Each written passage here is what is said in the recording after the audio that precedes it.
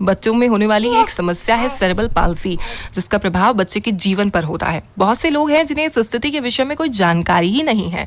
कई तरह के भ्रम होते हैं। ऐसा लगता है कि वो बच्चे जिन्हें सेरेब्रल पाल्सी है वो जिंदगी में कुछ प्राप्त नहीं कर सकते। लेकिन विशेषज्ञों का मानना ये है कि यदि सही प्रबंधन किया जाए तो सेरेब्रल पाल्सी से प्रभावित बच्चे अपने जीवन में अच्छी परफॉर्मेंस दे सकते हैं, अपने सभी कामों को बेहतर तरीके से कर सकते हैं। तो क्या है ये अवस्था सेरेब्रल पाल्सी और कैसे किया जाए इसका प्रबंधन, जानेंगे हमारे आज के विशेषज्ञ से। साथ ही ये भी समझेंगे कि कैसे सेरेब्रल पाल्सी होने पर बच्चे के जीवन को बेहतर बनाया जा सकता है। स्टूडियो में आज हमारे साथ हैं डॉक्टर दीपक टांक, रिहैबिलिटेशन प्रैक्टिशनर। बहुत बहुत स्वागत करते हैं डॉक्टर दीपक आपको। Very good morning. Good morning ma'am. Good morning ma'am.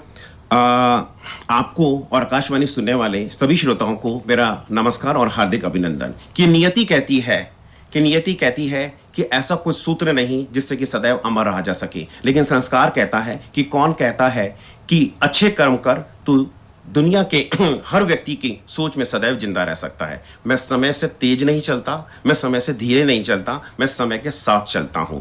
और मुझे गर्व है अपनी शिक्षा, अपने संस्कार पर, जिसके बदौलत मैं नौनिहालों को बिन सहारे उनके कदमों पर चलाता हूं, ताकि वो बच्चे जो कि समय से थोड़ा सा शायद पीछे रह गए हैं, वो समय के साथ आकर मुख्य धारा से जुड़ सकें। क्या बात है, बहुत खूब सर। तो डॉक्टर दीपक, सबसे पहले सेरेब्रल पाल्सी की बात करें, दरअसल क्या स्थिति है, कितनी बड़ी समस्या है और इसका जो इफेक्ट है वो किसी भी बच्चे के जीवन पर, उसके प्रभाव परिवार पर कैसे होता है? मैम, ऐसा है कि कोई भी प्रॉब्लम है उसको हम जैसा सोचते हैं उस तरह से रहता है। अगर हम उसको छोटा सोचेंगे तो वो बहुत बड़ी नहीं रहेगी और हम उससे काफी कुछ ओवरकम कर सकते हैं। तो जो सेरेब्रल पाल्सी है, इसको हम लिटिल डिजीज भी कहते हैं और आम भाषा में समझें तो उसको हम बच्चों का लकवा कहते हैं। लेकिन लकवे से ये मिलती जुलती अवस्था है, लेकिन लकवे से काफी अलग है। क्या होता है कि पैरालिसिस जिसमें होता है जिस भी व्यक्ति के अंदर, उसमें वो व्यक्ति पहले वो सभी काम किया करता था, वो चलता भी था, वो बोलता भी था, वो समझता भी था। तो लेकिन जो सेरेब्रल पाल्सी जिस बच्चे में हो रखी है, वो ना तो चलता है, ना ही बैठ रहा है, या ना ही खड़ा हो पा रहा है। तो उसमें जो मैनेजमेंट है और ट्रीटमेंट है, दोनों में डिफरेंट रहता है। मैं आपको सिंपल लैंग्वेज में बताऊं कि जो गाड़ी चल रही है और किसी कारण से उसमें कुछ प्रॉब्लम आ जाए तो उसको चलाना शायद बहुत आसान हो सकता है, लेकिन जो गाड़ी कभी चली नहीं, उसको चलाना थोड़ा सा उसमें ज्यादा एफर्ट्स करने पड़ते हैं। तो जो सेरेब्रल पाल्सी रहती है, एक न्यूरोलॉजिकल प्रॉब्लम है, लेकिन ये नॉन प्रोग्रेसिव है। इसमें क्या रहता है कि 70% जो बच्चे होते हैं उनका आईक्यू लेवल भी अफेक्टेड होता है, लेकिन 30% जो बच्चे होते हैं उनका आईक्यू लेवल 100% नॉर्मल होता है। जी, तो डॉक्टर दीपक, कौन से कारण हैं जो इस समस्या के खतरे को बढ़ाते हैं? कौन सी वो लापरवाही या छोटी छोटी बातें हैं जिनका ध्यान ना रखा जाए तो इस तरह की अवस्था उत्पन्न हो सकती है बच्चे के साथ? बहुत अच्छा क्वेश्चन मैम आपने पूछा। इसमें मैं अलग अलग डिवाइड करूंगा। वैसे तो बहुत ज्यादा कारण होते हैं, तो छोटी सी इतने कम टाइम के अंदर अपन उसको सारा तो डिस्कस नहीं कर सकते, लेकिन जो मेन है तो मैं बताऊंगा। सबसे पहले है प्रीनेटल। प्रीनेटल का मतलब होता है ड्यूरिंग प्रेगनेंसी, 9 मंथ्स के दौरान। तो 9 मंथ्स के दौरान जो है कि जैसे कि जो बच्चे का जो फीटल मूवमेंट्स है, वो फीटल मूवमेंट्स नॉर्मल होना चाहिए। कि अगर 12 से 14 बार फीटल मूवमेंट्स 24 आवर्स में फील होना चाहिए। अच्छा खासा जो लेडी प्रेग्नेंट है उसको फील होता है। जैसे आपने 3 इडियट मूवी देखी, 3 इडियट मूवी के अंदर आता है ना, जैसे वो बोलता है लात मारा तो लात मारा मतलब वो जर्क जो है वो फीटल मूवमेंट्स हैं, तो वो फील होने चाहिए। वो नहीं हो रहे तो आप अपने गायनेकोलॉजिस्ट से कांटेक्ट करें। उसके अलावा कोई भी दवाई बिना डॉक्टर की सलाह के ना लें। मतलब कुछ भी अगर प्रॉब्लम आ रही है, अपने डॉक्टर से कंसल्ट करें और वो जैसा बताएं उस सबसे करें। इसके अलावा जैसा कि क्या कहते हैं, सेकंड आता है जो नेटल का मतलब at the time of delivery, मतलब डिलीवरी हो रही है। ये बहुत ज्यादा इंपॉर्टेंट होता है, जो बहुत बड़ा रीजन बनता है कि बच्चे का 2 मिनट में रोना। बर्थ क्राई विदिन 2 मिनट्स बच्चा रोना चाहिए। अगर बच्चा जैसे नहीं रोया तो हो सकता है उसके ब्रेन के अंदर जो है ऑक्सीजन ना पहुंच पाए, तो उसे बर्थ एस्फेक्सिया एक प्रॉब्लम होती है, कंडीशन होती है, वो हो जाता है।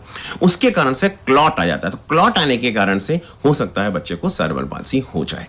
इसके अलावा उसी टाइम, अगर जैसे at the time of delivery, जैसे डिलीवर होते अगर बच्चे को सपोज करो कि ना जो उसमें देखना होता है कि जो फीटल, जैसे मैंने आपको पहले बताया था कि फीटल मूवमेंट्स तो नॉर्मल थे या नहीं थे, और जैसे ही उसके बाद में उसके नेक्स्ट आता है पोस्टनेटल पीरियड के अंदर क्या रहता है कि जैसे बच्चे का कलर देखा जाता है, कि बच्चे का जो कलर कैसा रहा, मतलब जैसे नेटल और पूर्णनेटल के ऑलमोस्ट इस टाइम देखते हैं कि जैसे colour of baby pink colour है, हल्का सा ब्लू तो नहीं हो गया, ब्लू यही हो गया, या उसके अंदर जो वेट है, जो बॉडी का वेट है वो 2.5 से 3.5 किलो के बीच में है कि नहीं।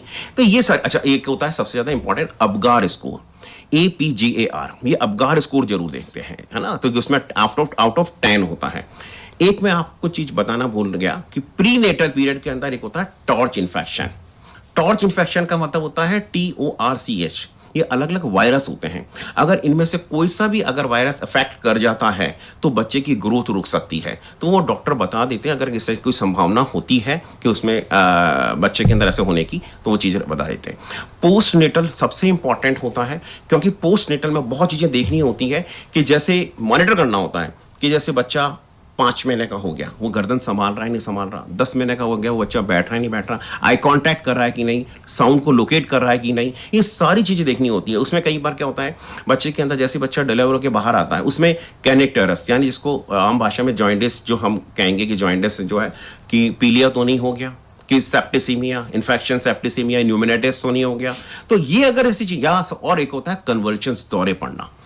कई बार जो होता है ना, जो माँ बाप है, जैसे बाद में जब बच्चा घर आ जाता है तो कई बार दौरे पड़ते हैं, वो एकदम उन माँ बाप को पता नहीं चल पाता कि ना इसको दौरे पड़ रहे हैं या नहीं पड़ रहे हैं। अगर हल्का सा झटका मारता है बच्चा, आवाज जैसे तेज आवाज है उससे एकदम से हिलता है, या फिर बिल्कुल कहना चाहिए कि आवाज हो ही नहीं रही है, उसके बाद भी एकदम से हल्का सा जर्क मारता है, तो डॉक्टर को कंसल्ट करना चाहिए। जी, तो ये सारे कुछ रीजंस है जिसकी वजह से सेरेब्रल पाल्सी की अवस्था जो है वो हो सकती है। डॉक्टर दीपक, बात हम लक्षणों की करें तो पेरेंट्स कैसे जान सकते हैं कि मेरे बच्चे को इस तरह की समस्या है, क्योंकि कोई भी माँ बाप ऐसा नहीं सोचेगा कि बच्चे को ये प्रॉब्लम हो सकती है। तो क्या सिम्टम्स नजर आएंगे नॉर्मली? जैसे कि, क्योंकि सबसे इंपॉर्टेंट बात क्या होती है कि जब बच्चा घर में आता है और जब फर्स्ट चाइल्ड है स्पेशली, तो कई बार तो क्या होता है कि पेरेंट्स को पता ही नहीं होता कि वो कैसे उसको चीज को करें। जैसे अब जो फर्स्ट टाइम मदर बनी है, ये मतलब जो फर्स्ट टाइम पेरेंट्स बने हैं, उनको पता नहीं रहता है कि क्या चीज होनी चाहिए क्या नहीं हो रही है। तो मैं आपको छोटी छोटी चीजें बता रहा हूं। जैसे सबसे पहले कि जैसे, हाँ, सबसे इंपॉर्टेंट पापा बोलना। जैसे जब बच्चा बोलना चालू करे तो पापा बोलना और पापा को पापा बोलना, या मम्मा बोल रहे हैं मम्मा को मम्मा बोलना, ये डिफरेंस है। यानी वो कोरिलेट कर रहा है कि नहीं, ये बहुत इंपॉर्टेंट होता है। जैसे जैसे मैं आपको बताऊं, 0 to 5, अगर 5 महीने का बच्चा गर्दन संभालना चाहिए, 10 महीने का, ये एक फॉर्मूला है 5, 10, 15, 18, ये दिमाग में फिट कर लेना चाहिए सभी पेरेंट्स को कि 5 महीने का बच्चा गर्दन रोकना चाहिए, 10 महीने का बच्चा बैठना चाहिए, 15 महीने का बच्चा खड़ा होना चाहिए और 18 महीने का बच्चा चलना चाहिए। 12 महीने का बच्चा हो गया तो पहला शब्द बोल देना चाहिए, और 24 महीने का होते होते वो बातें करना, चाहे वो टुकड़ों में बात करे, चाहे तुतला के बात करे, वो बात कर लेना चाहिए। और सबसे इंपॉर्टेंट, आप जैसे सपोज करो 2 साल का हो गया, 2.5 साल का हो गया, 3 साल का बच्चा हो गया, आपने क्या करा बच्चे को, जैसे मैं कह रहा हूं कि कंपैरिजन ना करें, लेकिन आप ये देखिए कि 4 बच्चे बैठे हैं उसी के एज के आसपास, प्लस माइनस 1-2 मंथ्स, जो एक्टिविटीज वो कर पा रहे हैं, क्या वो हमारा बच्चा कर रहा है नहीं कर रहा, ये सबसे इंपॉर्टेंट।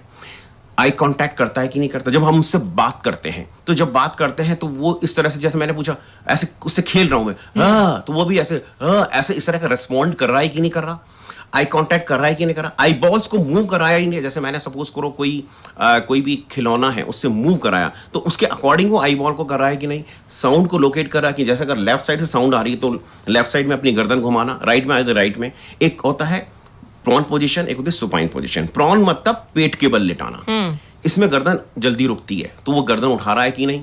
अब अपन पीठ के बल लेटाया, उसमें गर्दन उठा रहा है कि नहीं। तो ये सारी चीजें। अच्छा, और जैसे, हाँ, जैसे मान लो उसके फादर है, वो शाम को घर पे आ रहे हैं, उन्होंने ऐसी आवाज लगी, जो भी बच्चे का नाम है उससे आवाज लगा के उसको बुलाया, तो क्या एकदम से आते या उनका हॉर्न बजा तो एकदम से रिएक्ट कर रहा है कि नहीं। ये बहुत छोटी छोटी चीजें होती हैं जिससे हमको लगता है। हाँ, एक और कि जो मदर होती है ना, उसकी क्राई को बहुत अच्छे से पहचानती है। जो क्राई होती है ना, वो डिफरेंट होती है। जब बच्चे को भूख लग रहा है तो अलग तरह की क्राई करेगा, जब बच्चे को तकलीफ है तो अलग तरह की क्राई करेगा। और सबसे इंपॉर्टेंट जो है माँ जो पहचानती है, क्योंकि जो माँ की टच है, या माँ की ब्रीथ है, या माँ की खुशबू है, वो जैसे ही बच्चे को गोद में लेगी ना, तो बच्चा जो उसके अंदर एक अलग ही एक रिएक्शन दे देगा, अलग ही इमोशन दे देगा। तो ये सारी चीजें अगर बच्चे में आ रही है तो हम उसको पहचान जी। तो ये छोटी छोटी बातें हैं जिनका ध्यान रखना माता पिता को और जो परिवार के बाकी सदस्य हैं वो रखे, तो हम शुरुआती अवस्था में जान सकते हैं कि इस तरह की कोई समस्या बच्चे के साथ है या नहीं है। बिल्कुल। तो डॉक्टर साहब, ललित जी हमसे जुड़े और ये जानना चाह रहे हैं कि पैरा ओलंपिक्स गेम्स होते हैं और भी कई सुविधाएं इस तरह के स्पेशल बच्चों के लिए होती हैं। हाँ जी। बहुत से पेरेंट्स को इस बारे में मालूम ही नहीं होता है कि ऐसा कुछ भी हमारे बच्चे जिसमें जा सकते हैं। तो ललित जी कह रहे हैं कि कोई एक मैसेज आपकी तरफ से यदि श्रोताओं के लिए जाए। बिल्कुल।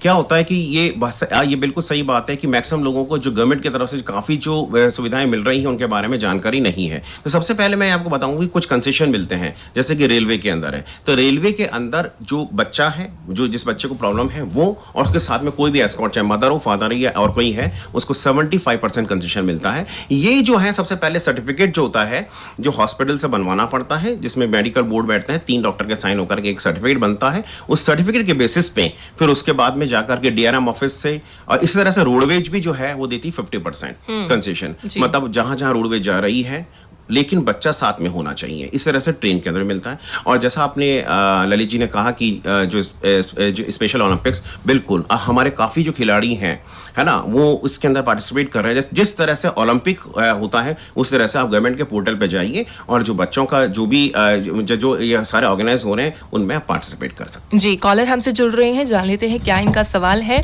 हेलो। हाँ जी सर, अपना नाम बताएं और सवाल पूछें। गुड मॉर्निंग मैडम, मैं लोकेश बोल रहा हूँ।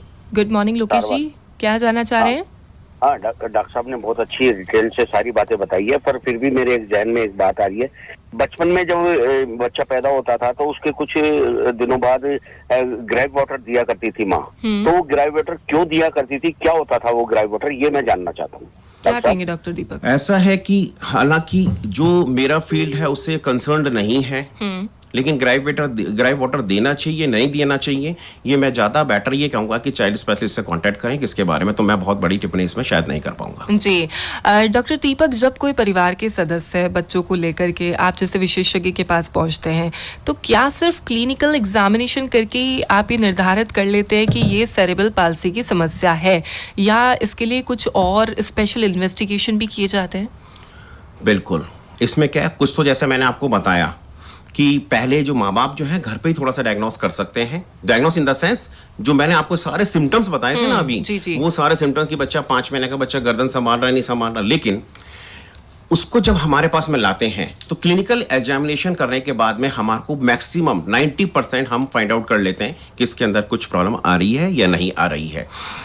मैं एक आपको इस क्वेश्चन पे एक जवाब दूंगा। मैक्सिमम कई बार क्या होता है कि जो पेरेंट्स हैं वो ऑनलाइन सर्च करने की कोशिश करते हैं और ऑनलाइन सारे क्वेश्चन निकालने की कोशिश करते हैं। मैं सभी से रिक्वेस्ट करूंगा थोड़ी जानकारी जरूर ले लें, लेकिन डॉक्टर से आप चीज संपर्क करें ताकि आपको एग्जैक्ट चीज पता चल सके।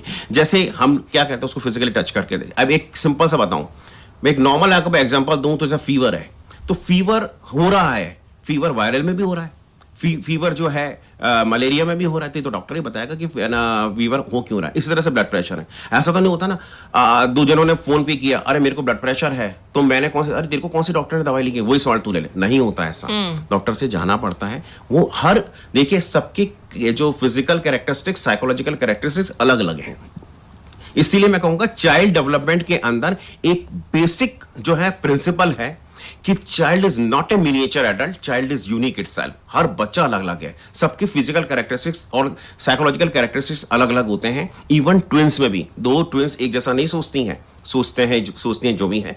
और इसी तरह से तो जो हो सकता है उसके फिजिकल कैरेक्टर्स और साइकोलॉजिकल कैरेक्टर्स में अलग अलग आएगा। तो इसी तरह से एग्जामिनेशन कर सकते हैं। इसके अलावा मतलब उसको टच करके देखते हैं, उसके अंदर जो मसल्स है वो टाइट तो नहीं है, जकड़न तो नहीं है उसके अंदर, या कोई गर्दन संभाल नहीं संभाल रहा। उसके अलावा अगर टेस्टिंग करने की जरूरत पड़ती तो सीटी स्कैन, एमआरआई भी कराई जा सकती है। जी, जैसा आपने कहा हर बच्चा अलग है और जो बच्चे सेरेब्रल पाल्सी से ग्रस्त है, मुझे लगता है कि ऐसा नहीं है कि वो जीवन में कुछ नहीं कर सकते, बहुत कुछ जो है वो हासिल कर सकते हैं।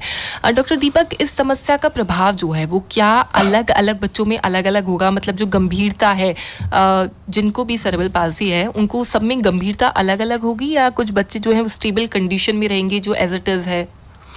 ये 2-3 क्वेश्चन अपने मिक्स हो रहे हैं, मैं आपको सब एक एक का जवाब देता हूँ। पहली बात तो ये कि वो स्टेबल रहेंगे, ऐसा नहीं होता है।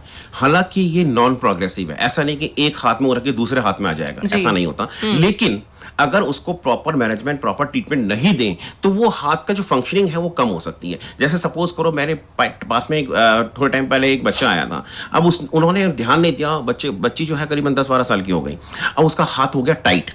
तो टाइट हो गया था, यानी अगर आप किसी चीज को यूज में नहीं लोगे तो जो अपने जॉइंट्स है ना वो फिक्स हो जाते हैं, तो वो चीज जो करना जरूरी होता है। सेकंड आपने क्वेश्चन पूछा कि स्टेबल रहेंगे, हाँ स्टेबल रहेंगे, ये बताया। उसके अलावा अलग सब में अलग अलग होता है, बिल्कुल अलग अलग होता है कि जब बच्चे सामने आ रहा है तो किसी में हेमीपैरासिस है, किसी में पैरापैरासिस है, किसी में डाइपैरासिस, किसी में क्वाड्रिपैरासिस। क्वाड्रिपैरासिस का मतलब हो सकता है चारों हाथ, दोनों लिम्स, चारों लिम्स के अंदर, दोनों हाथों में दोनों पैर अफेक्टेड हो सकता है वन साइड अफेक्टेड हो सकता है कमर से नीचे का हिस्सा अफेक्टेड हो। तो सब बच्चों में अलग अलग होता है, सब एक जैसे नहीं है। जैसा मैंने आपको एक और पहले बताया था कि 30% बच्चे का जो आईक्यू लेवल है वो नॉर्मल होता है, 70% बच्चों का आईक्यू लेवल अफेक्टेड होता है। मैं माँ बाप को एक छोटी सी ये चीज कहूंगा कि माँ बाप बहुत ज्यादा है ना वो कीन रहते हैं इसकी चीज कहने के लिए, तो 2 लाइन में कहूंगा चाहूंगा कि पिता वो व्यक्तित्व है जो चप्पल घीस के आटा लाया करता है, और माँ वो अन्नपूर्णा है जो तपती गर्मी में रोटी पकाया करती है। ये बच्चे उनकी जान होते हैं। ये माँ बाप जो है खुद मूंगफली खा के बच्चों को बादाम खिलाया करते हैं, खुद को पालना नसीब हो ना हो लेकिन अपने बच्चों को हाथों के झूलों में झुलाया करते हैं। क्या बात, बेहद खूबसूरत बात आपने कही है। और अब हमारे कॉलर से जुड़ जाते हैं, क्या ये जानना चाह रहे हैं? हेलो हेलो, नमस्ते मैम। नमस्ते, अपना नाम बताएं और सवाल पूछे सर। डॉक्टर साहब को नमस्कार। नमस्कार, पूछे सवाल। मैं सुभाष कॉलोनी दौसा से नवल किशोर भैरवा बोल रहा हूँ। क्या जानना चाहते हैं? मैं ये जानना चाहता हूँ, एक बच्चा है तो 9 साल का हो गया, 9 साल का जी। तो 3 साल का था ना जब उसका पता लगा कि उसको जेनेटिक प्रॉब्लम है, मतलब पैदाइश से दिमाग कम है, जो उसका छोटा है। जब जांच वाँच करवाई तो जी है ना, अब वो जांच करवाए तो अब उसका मतलब कोई परमानेंट ट्रीटमेंट तो है नहीं, बाकी तो एक कोड़ी दे रहा है, मतलब उसका कोई परमानेंट इलाज है क्या? मतलब ये ज्यादा बोलना है ना, एक बात को बार बार बोलना, ये परेशानी है उसमें। क्या कहेंगे डॉक्टर? मतलब जो समझना चाहिए वो नहीं समझ। देखिए ऐसा होता है कि सब, जैसे अभी मैंने आपको बताया कि हर बच्चे में अलग अलग चीज होती है, तो आपके बच्चे के अंदर क्या हो पाएगा वो बच्चे को देखने से पता चलता है, क्योंकि ये आप जो है सिम्टम्स हैं, ये लक्षण बता रहे हैं कि शायद जो बच्चा है बोल नहीं पाए या बच्चा चल फिर नहीं पाए या एक ही बात को रिपीट करे। लेकिन जब बच्चा सामने आता है तो उसका हम एग्जामिन करके ये एग्जैक्टली बता सकते हैं। तो मैं आपसे ये कहूंगा कि मेरे पास या जहां भी आप जा सकते हैं वहां जाकर के एक बार डॉक्टर का कंसल्ट करें, वो आपको ज्यादा बेटर बता पाएंगे। जी। और श्रोताओं, डॉक्टर साहब दीप राममाली जी हमसे जुड़े और वो जानना चाह रहे हैं कि जो सेरेब्रल पाल्सी की समस्या है, क्या परिवार में किसी को पहले हुई है तो आने वाली जनरेशन्स को भी हो सकता है या नहीं? कितने % चांसेस रहेंगे? बिल्कुल, बहुत अच्छा क्वेश्चन इन्होंने पूछा है कि अगर सपोज करो आपके फर्स्ट चाइल्ड को इस तरह की प्रॉब्लम आ रही है, सेरेब्रल पाल्सी आ रही है, कुछ और प्रॉब्लम आ रही है, या फैमिली के अंदर किसी को प्रॉब्लम है मदर साइड या फादर साइड के अंदर, तो एक बार जो है मतलब लेडी कंसीव करे उससे पहले गायनेकोलॉजिस्ट को ये बता दे, तो जो जरूरी जो भी टेस्टिंग होंगी, कोई भी टेस्टिंग अगर जो अवेलेबल है वो करा सकते हैं, वो जरूर कराएंगे। जी। कॉलर हमसे जुड़ रहे हैं, जान लेते हैं क्या इनका सवाल है। हेलो नमस्कार, अपना नाम बताएं और सवाल पूछे सर। निवेदन कर रहा हूँ, जोधपुर से बताना चाहिए जी। क्या जानना चाहते हैं सर? मेरी सिस्टर का बच्चा 1.5 साल का है मैडम, वो उससे क्या किया अचानक मतलब वो तान आ जाती है, उसको खेलते खेलते तो उसकी एक गर्दन ना एक वो बिल्कुल मुलायम हो जाती है, जैसे जो मतलब टेढ़ी भाग जाते हैं मुंह में, उसका क्या होगा? जी, क्या कहेंगे डॉक्टर साहब? देखिए जो तान आना जो है ना, जो ये एसोसिएटेड प्रॉब्लम के अंदर आता है कि जिन बच्चों में सेरेब्रल पाल्सी होती है ये एक एसोसिएटेड प्रॉब्लम होती है, तो अगर तान आ रही है आप किसी न्यूरो फिजिशियन से कांटेक्ट करें। जी। मोहम्मद अयूब हमसे जुड़े सर और ये कह रहे हैं कि इनकी बेटी का बच्चा है, उम्र 4 साल हो गई है, वो साफ साफ नहीं बोल पाता है, कुछ शब्द तो बड़े आसानी से वो बोल लेता है लेकिन पूरी तरह से साफ नहीं बोल पाता है, क्या एडवाइस करेंगे? हाँ, इसको हम तुतलाने आर्टिकुलेशन डिसऑर्डर कहते हैं। नॉर्मली मैक्सिमम बच्चे जो होते हैं वो तुतलाते हैं, लेकिन 4 साल 5 साल तक आते आते उनमें वो अपने आप से ठीक होने लग जाता है। लेकिन अगर नहीं होता तो आप संपर्क करें, ये क्योरेबल है, ठीक हो जाता है, ऐसा कोई बहुत बड़ा कोई चिंता का विषय नहीं है। अगले कॉलर हमसे जुड़ रहे हैं। हेलो नमस्कार मैडम। नमस्कार, अपना नाम बताएं और सवाल पूछिए सर। जी, पीयूष बोल रहा हूँ जयपुर से। डॉक्टर साहब, मेरे सन है, अभी 6 मंथ का कंप्लीट हुआ है, बर्थ एक्सपीजिया था उसके। हाँ। तो 8 to 10 days वो NICU में एडमिट रहा, और फिर उसके 3-4 दिन बाद उसका डेंगू हो गया था, तो फिर वो 8-10 दिन एडमिट रहा। हाँ। अभी डॉक्टर साहब वो बिल्कुल मतलब क्लिनिकली नॉर्मल दिखता है, जैसे डॉक्टर से भी कंसल्ट करते रहते हैं कंटिन्यू, तो वो बोलते हैं क्लिनिकली वो ठीक है। हाँ। लेकिन वो साथ में ये भी सजेस्ट करते हैं कि इसकी MRI होना मैंडेटरी है जिनके बर्थ एक्सफीजिया होता है। हाँ। तो डॉक्टर साहब, एक डॉक्टर तो ये वो सजेस्ट करते हैं, एक डॉक्टर साहब हैं जो गवर्नमेंट के ही हैं, तो वो सजेस्ट करते हैं कि जब नॉर्मल दिख रहा है तो क्यों जबरदस्ती करवानी। तो थोड़ा सा एक तो ये कंफ्यूजन हो गया। दूसरा डॉक्टर साहब, जैसे आपने स्टार्टिंग में बताया था 5, 10, 18, 15, 18 वाला जो कंसेप्ट है, तो अभी तक तो वो ठीक मतलब उसके अकॉर्डिंगली वो फॉलो कर रहा है डेवलपमेंट जो उसका है। तो इसको किस तरह से हम आगे मैनेज करें? देखिए सर, ऐसा है कि इसके अंदर आप ऐसा कोई भी किसी को गलत या किसी को सही अपन नहीं कह सकते हैं, लेकिन ऐसा है कि जैसे जनरल मैंने आपको ये बताया कि जनरल ये जो एक छोटे छोटे जो लक्षण है ना, ये इसके अंदर ये डेवलपमेंट ये आ रहा है, तो एक अच्छी बात है। अगर सपोज करो फिर भी अगर फर्दर जरूरत पड़ती है तो वो डॉक्टर डिसाइड करते हैं कि आगे जो है हमको टेस्टिंग की जरूरत है या नहीं। अगर जरूरत है तो जरूर करवाइए आप। जी, देशराज विजय जी हमसे जुड़े और ये पूछ रहे हैं कि बच्चों का IQ लेवल बढ़ाने के लिए क्या किया जाए। सभी बच्चों की बात कर रहे हैं। देखिए, ऐसा है कि IQ लेवल बढ़ाने के लिए सबसे ज्यादा है कि practice makes a man perfect. जो है अगर करेंगे तो क्यों नहीं बढ़ेगा। अगर देखिए ऐसी कोई दवाई नहीं होती कि अपन ने मुंह में खाई और IQ लेवल बढ़ गया। अगर ऐसा होता तो हर आदमी IAS फाइट करता और IAS बन जाता। हाँ, क्या बात है। डॉक्टर दीपक, जब मेडिकेशन की बात आती है या दूसरे और कौन से विकल्प है जिनका उपयोग किया जाता है जिससे बच्चे की जो स्थिति है उसको बेहतर बनाकर रखा जा सके और जो जटिलताएं हैं वो ना बढ़े, इस पर आप क्या कहेंगे? ऐसा है मैम कि जो जैसे मैंने अभी बताया कि जो एसोसिएटेड प्रॉब्लम्स होती हैं, जैसे कन्वल्शंस, दौरे पड़ना, क्या होता है कि एक दौरा भी पड़ता है ना तो जो भी जितनी भी मेहनत की जाती है, जैसे बच्चा थोड़ा सा आगे बढ़ा तो वापस बैक चल जाता है। देखो, एक चीज बेसिक चीज जो है ना, मैं आपको बताऊं कि एक होता है ग्रोथ और डेवलपमेंट। मैक्सिमम लोगों को ग्रोथ और डेवलपमेंट के बारे में मालूम नहीं है। ग्रोथ का मतलब होता है लंबा चौड़ा होना, वजन बढ़ना, लेकिन डेवलपमेंट का मतलब होता है उस रेशियो के अंदर एक्टिविटीज आना। तो अगर आपके बच्चे को, जैसे सपोज करो वो 10 महीने का हो गया, 15 महीने का हो गया, जैसे मैंने बताया कि वो एक्टिविटीज आ रही है, एक सिंपल सा है कि बस इतना वजन हो गया, तो ऐसा नहीं कि वजन, तो ग्रोथ और डेवलपमेंट पे विशेष ध्यान दें। जी, जब कोई बच्चा डॉक्टर दीपक सेरेब्रल पाल्सी ऐसी स्थिति में होता है तो परिवार भी प्रभावित होता है, बच्चे को पूरे सहयोग और देखभाल की जरूरत होती है। कितनी महत्वपूर्ण आप मानते हैं इसमें फैमिली की भूमिका को? फैमिली की भूमिका सबसे ज्यादा इंपॉर्टेंट है, स्पेशली सिबलिंग्स की। अधिकतर आपने देखा होगा घरों के अंदर जैसे सिंपल सा रहता है कि कई बार क्या होता है, 2 बच्चे हैं। हाँ। तो जो है जो दूसरा बच्चा है वो कहता है आप तो सिर्फ इसकी केयर करते हो, हमेशा इसका ज्यादा ध्यान रखते हो, मेरे को तो मैं जो कुछ कहेगा उसके लिए फट से बना के दे दोगे, ये जहां ले जाएगा वहां घुमाने के लिए जाओगे जहां कहेगा। तो पेरेंट्स ये कहते हैं कि बेटा मैं इसको भी उतना ही प्यार करता हूं जितना तेरे को करता हूं, दोनों ही आप हमारे लिए अच्छे है ना, प्यारे हैं, लेकिन इसको थोड़ी सी एक्स्ट्रा केयर की जरूरत है, इसलिए थोड़ा सा समय देना पड़ता है। तो ये चीज होती है। तो फैमिली का जो रोल होता है ना, या और हमारे अदर फैमिली मेंबर्स जो होते हैं, हमारे उन बच्चे के दादा दादी, नाना नानी, मामा मामी, सभी का जो सहयोग अगर हम बच्चे को मिलता है तो रिजल्ट्स बहुत अच्छे आते हैं। जी, सेरेब्रल पाल्सी वाली स्थिति के जो बच्चे हैं, लोगों को ऐसा लगता है कि उनका जीवन जिस तरह से अलग है, वो बहुत कुछ नहीं कर सकते अपने जीवन में, इस पर आप क्या कहेंगे? क्यों नहीं कर सकते? जो आप कर सकते हो, मैं कर सकता हूं, बच्चे भी कर सकते हैं।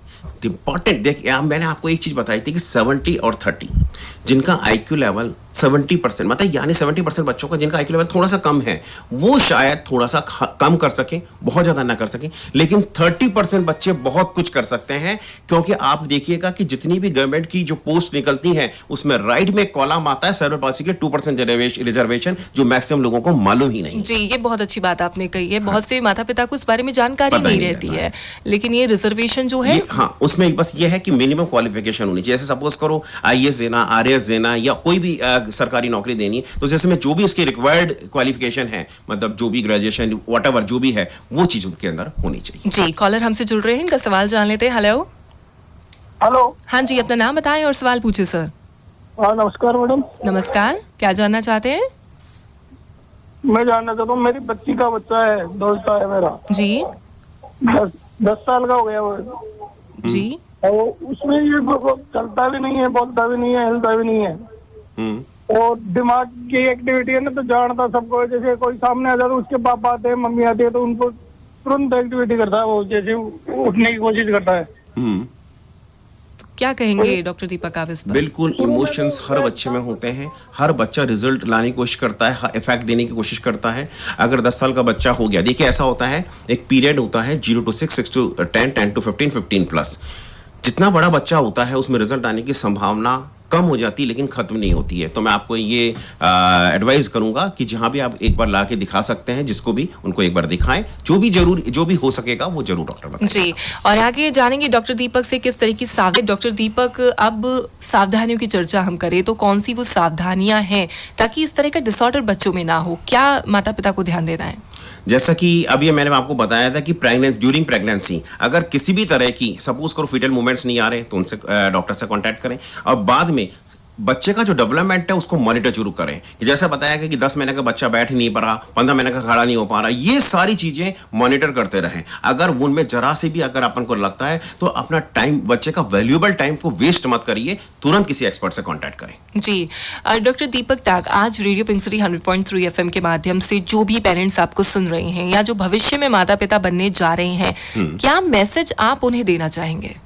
मैं ये मैसेज देना चाहूंगा कि किसी भी तरह से कोई भी अगर प्रॉब्लम सामने हमारे आ गई या आने वाली है तो उससे हमेशा हमारे को तैयार रहना चाहिए। ऐसी कोई दुनिया के अंदर ऐसी कोई प्रॉब्लम नहीं जिसे हम ओवरकम ना कर सकें। तो अपने आत्मविश्वासी होकर के जो बच्चों से अपना लगाव रखें, आपको रिजल्ट मिलेगा, धीरे मिल सकता है, देर से मिल सकता है, ये अपने दिमाग में रखें। देखिए ऐसा होता है कि हम जो हमारे दूसरे बच्चे हैं उनको भी पढ़ाते हैं। जरूरी नहीं है कि वो पढ़ने के बाद में, कोचिंग में करने के बाद में, बड़ी बड़ी स्कूल में पढ़ने के बाद या छोटी स्कूल में जाने के बाद जब वो क्वालिफिकेशन ले लेंगे, जरूरत थोड़ी है कि वो बहुत कुछ कर पाएंगे। मैक्सिमम बच्चे कर लेते हैं, कई बार नहीं करते, तो इनके अंदर भी ध्यान दें। अगर हम करेंगे तो हो सकता है हमको बहुत अच्छे रिजल्ट मिल सके। जी, सेरेब्रल पाल्सी जैसी समस्या बच्चे और परिवार के लिए ना सिर्फ बीमारी का प्रभाव जो है वो सोशली बल्कि इमोशनली लगभग पूरा जीवन हम कहें तो प्रभावित हो जाता है।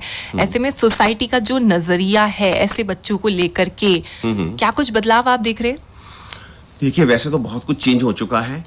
पहले मैं आपको अगर आज की 20 साल पुरानी बात कहूं, मेरे को 27 साल हो गए प्रैक्टिस करते। मैं अगर 20 साल पुरानी बात पीछे जाऊं तो पहले ऐसा होता था कि घर में कोई अगर आता है तो बच्चे को छुपा दिया जाया करता कमरे के अंदर, कि उनको ऐसा पता नहीं चला कि इनके घर में किसी तरह की ऐसी कोई प्रॉब्लम है जिस बच्चे को इस तरह की प्रॉब्लम है। लेकिन आज नजरिया चेंज हो गया है, पेरेंट्स लेके उसको घूम रहे हैं, बहुत अच्छी बात है। मैं एक और चीज कहूंगा, जनरली जो पेरेंट्स होते हैं ना, जब ट्रैवल करते हैं, हम कोई ट्रैवल करते हैं तो जनरली लोग ऐसे कहते हैं, अच्छा आपके बच्चे को ये प्रॉब्लम है, तो आप बोलता नहीं है, चिड़िया का पानी पिलाओ। तो मैं आपको ये कहूंगा कि जो है डॉक्टर से कंसल्ट करें।